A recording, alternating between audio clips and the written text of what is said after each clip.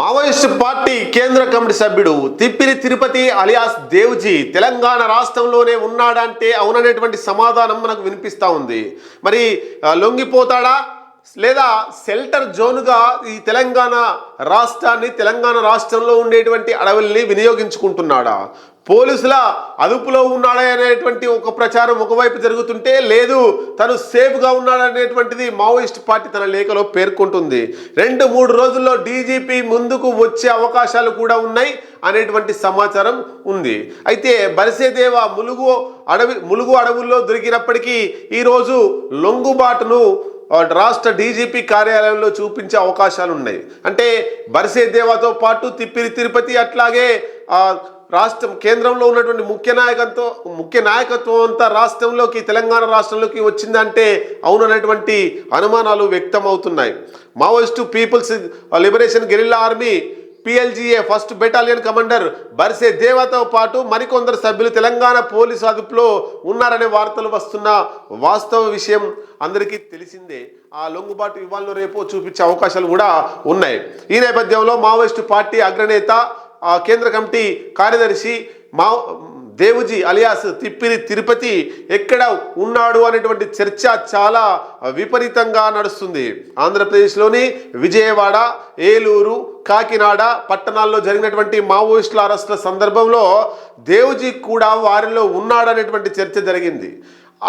ఆయన ప్రాణాలకు హాని ఉందని, హిడ్మాలాగే ఆయనను కూడా ఎన్కౌంటర్ చేస్తారనేటువంటిది పౌర హక్కుల సంఘాల నేతలు కూడా ఆరోపించారు.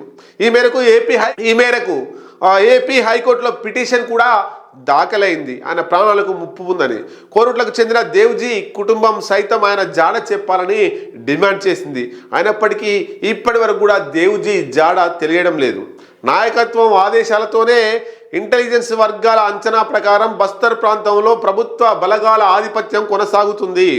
ఒకవైపు భద్రతా బలగాలు కుమ్మింగ్ రోజుకి పెంచుతున్నాయి.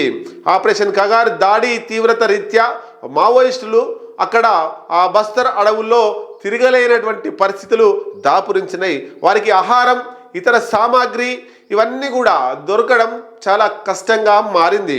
ఫలితంగా కేడర్లందరినీ ఆ బస్తర్ ప్రాంతం వదిలిపెట్టి ఇతర ప్రాంతాలకు వెళ్ళమని నాయకత్వం ఆదేశాలు ఇచ్చినట్లుగా మనకు సమాచారం అందుతుంది. అలా వచ్చిన కొంతమంది ఈ మధ్య ఆదిలాబాద్లో ఆయుధాలతో పోలీసులకు దొరికిపోయి విషయం మనకందరికి కూడా తెలిసిందే. ఇప్పుడు దేవా తదితరులు కూడా అదే బాటలో నడిచారని అంటున్నారు. అయితే దేవుజీ, ఆయన రక్షణ సిబ్బంది, ఇంకా మిగిలిన పాపారావు, అట్లాగే సంగ్రామ్, మళ్ళా రాజిరెడ్డి ఇట్లాంటి నేతలు కూడా తెలంగాణకే వచ్చారా అన్న విశ్లేషణ కూడా నిఘా వర్గాల్లో చర్చ బాగా జరుగుతుంది.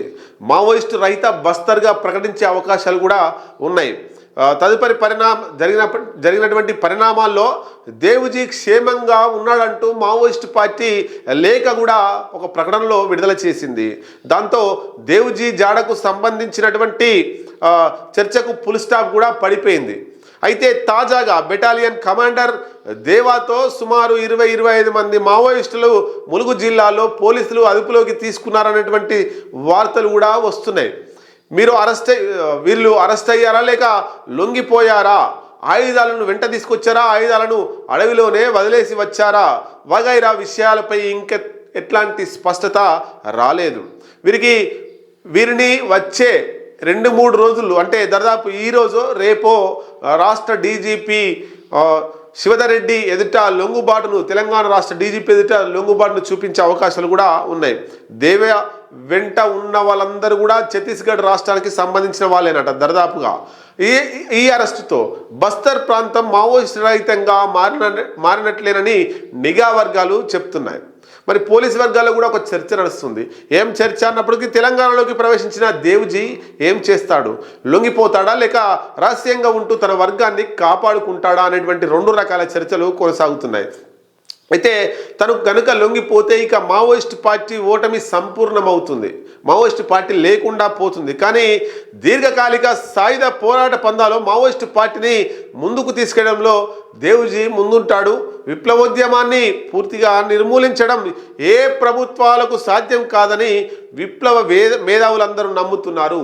దీంతో దేవుజీ లొంగిపోతాడా లేక పోరాటాన్ని కొనసాగిస్తాడా అన్న విషయానికి భవిష్యత్తే సమాధానం ఇవ్వగలుగుతుంది అనేటువంటిది ఆశించాల్సినటువంటి విషయం.